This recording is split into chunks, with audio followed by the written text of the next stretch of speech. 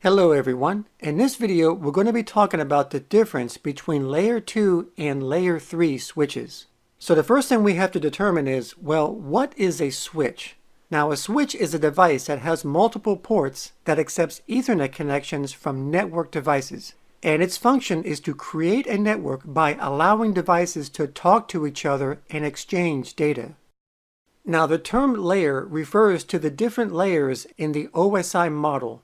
OSI stands for Open Systems Interconnection, and this model was created as a standard that describes how information from software in one device moves through a network to reach software in another device. And it does this by breaking down the huge task of data communication into 7 different layers, giving control of the data being sent from one layer to another. So a layer 2 switch, just like its name says, operates at layer 2 of the OSI model, which is the data link layer. This layer deals with MAC addresses, and a layer 2 switch uses the MAC address of a device to determine where to send data. So when devices connect to a layer 2 switch, the switch will learn the MAC addresses of those devices and store them in its table. So when a data packet is sent from a device connected to a layer 2 switch, the switch will forward the data to the intended destination port. So as an example, if computer A wanted to talk to computer B, computer A will put computer B's MAC address in the data packet and then send it to the switch. And then the switch will read the destination's MAC address and then look at its table to determine which port matches the specified MAC address. And then it'll forward the data to that port where computer B is connected. Layer 2 switches are by far the most common type of switches. These are the traditional switches that you'll find in homes and small to medium-sized businesses.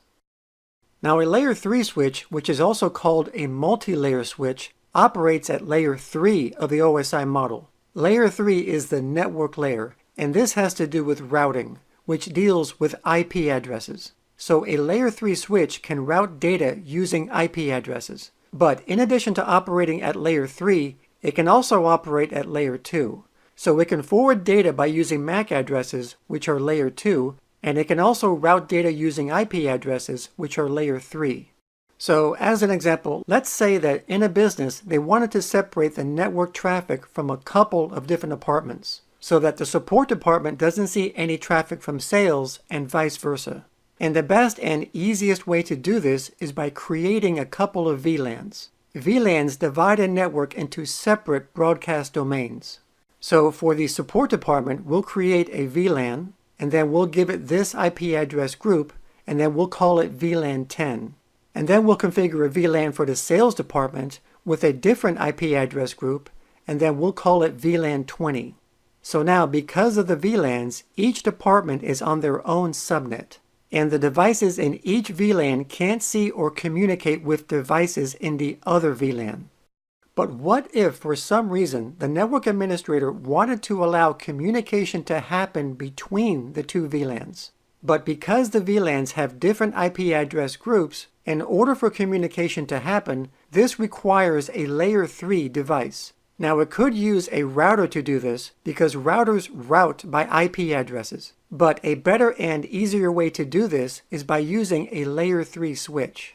By using and configuring a layer 3 switch, it'll allow communication between the VLANs, which is known as inter-VLAN routing. And the way it does this is by creating SVIs, or switch virtual interfaces, on the layer 3 switch. These virtual interfaces allow data to be routed between VLANs by creating default gateways.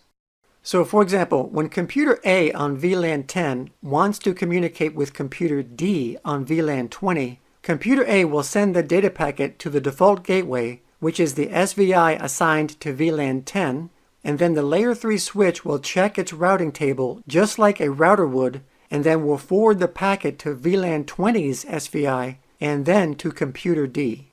So in a nutshell, that's how a layer 3 switch works. Now there are other devices that operate at layer 3, and these are routers. And routers only operate at layer 3, but layer 3 switches operate at both layer 3 and layer 2. So they basically combine the functionality of a router and a switch. However, a layer 3 switch cannot do everything that a router does. It doesn't have the complete routing capabilities of a router.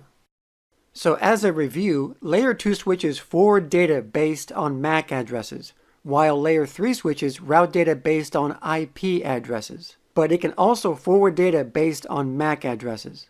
Layer 2 switches cannot route data between VLANs, while layer 3 switches can.